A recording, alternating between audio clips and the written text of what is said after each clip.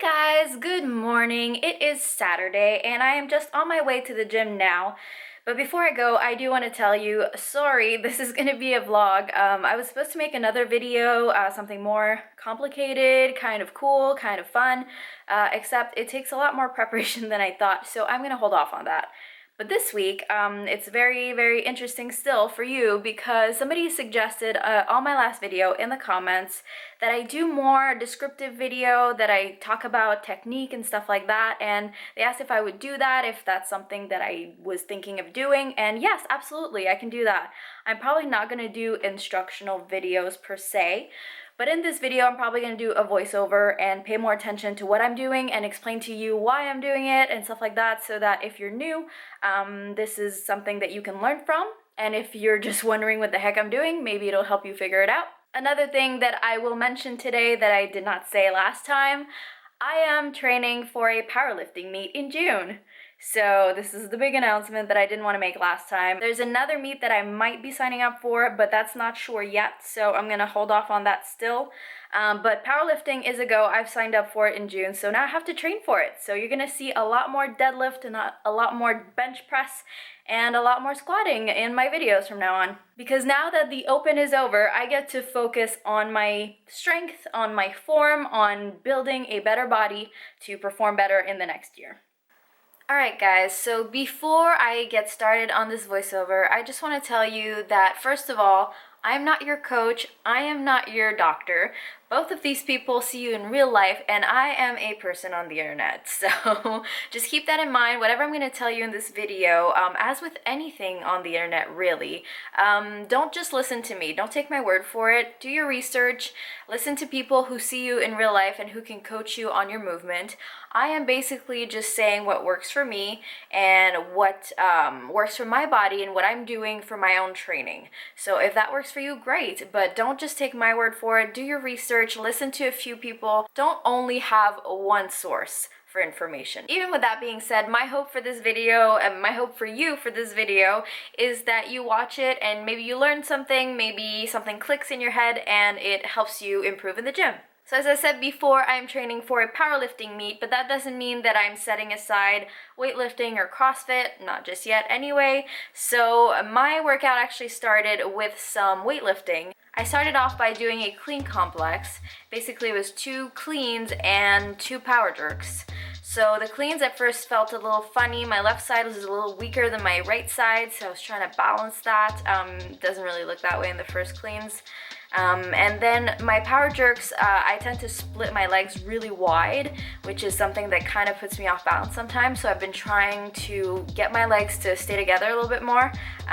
They look really solid at lighter weights. This is like 95 pounds or something like that. But soon enough, you're gonna see that my power jerks got a little wobbly. And as you can see right here, I take big breaths right before my jerk because I need to solidify my lift, my dip, and also keep my chest up and my elbows up so that the bar doesn't slide forward, as it probably did right there. These cleans actually started to feel really good, and both my legs started working, which was really a good relief. I always set up, reset after every clean. You want to get your technique really good, no touch and go there. And then setting up for my jerks, big breath, straight up.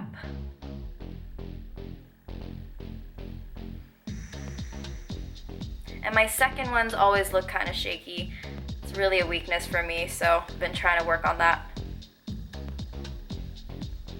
And that was my last one, my heaviest one. I worked up to 105, which was actually surprising because usually I kind of just get stuck at 100 for some reason, which is not that heavy. But for a complex, you always go lighter. Those cleans actually felt really good.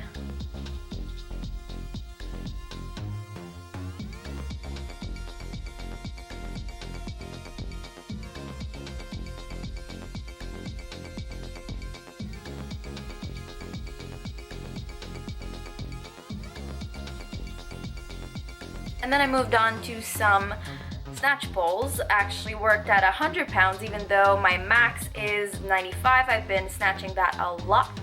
So I decided to just slap on 100 pounds. And you'll see that I'm going really fast. The plan actually required me to work on speed. Speed actually caused me to bring the bar forward a little bit, and I wasn't too happy about that. So I tried to correct that in my last set. And then I moved on to squats, back squats. That's more powerlifting stuff. I was actually working at 155 pounds for 3. That's pretty heavy for me, I have to say. It's not something I'm used to working at, so tried to keep it really tight on the upper back and take deep breaths, push through my heels. That's why I kept my lifters on, just because it just didn't feel right to do it without them. And yeah, last rep was a little wobbly. Also, thanks to my friend Nick for that wonderful twerking action. It's really, it's better than mine. So I filmed a different angle here so you could see better maybe. Just trying to keep some tension in my squat. Resetting after every rep. Resetting my core because my lower back gets really tight when I do heavier squats. And as you can see, my butt shoots up because of that. And I'm also bouncing a little bit at the bottom because I don't want to get stuck. And I actually got stuck on my last rep, which went to the floor, but that's okay because I was doing deadlifts afterwards and ended up taking off my shoes. For deadlifting, when you're wearing lifters, you're actually in the wrong position to deadlift. Deadlifting is usually heavier than weightlifting, so you need to be a little bit back. This was working up to a heavy 3. I worked up to 185 and it actually felt really good. Did all of it double overhand, so just regular grip, and tried to reset after every pull. One thing you'll notice on this last set here, I tried really hard to keep tension and not to overextend at the top while still squeezing. I totally screwed that up on the last rep as I needed to kind of roll my shoulders back because the bar was pulling me a little bit forward. But that's okay. It was still a good set. I also tried to keep tension on the way down. Some people do deadlifts and they just lift and drop. Somebody very smart told me not to do that because you're not working on, I think it's the eccentric motion, and basically that's time under tension, and it's really good for your muscles, muscle endurance, and just for your strength in general. So whenever I do deadlifts, I always try and hold the weight back as I'm going down. I don't just drop it crazy. I really try and keep the tension as much as I can, and then when I get close to the floor, I just drop it.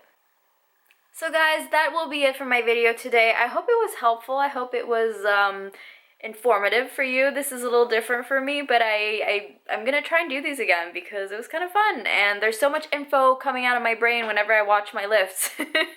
But obviously I can't just, spew it at you and hope that you understand.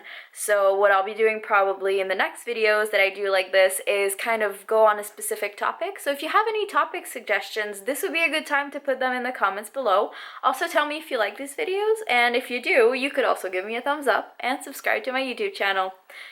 As always, guys, I will see you next week. Take care, and I promise next week will be the actual fun video. See you later, guys. Bye!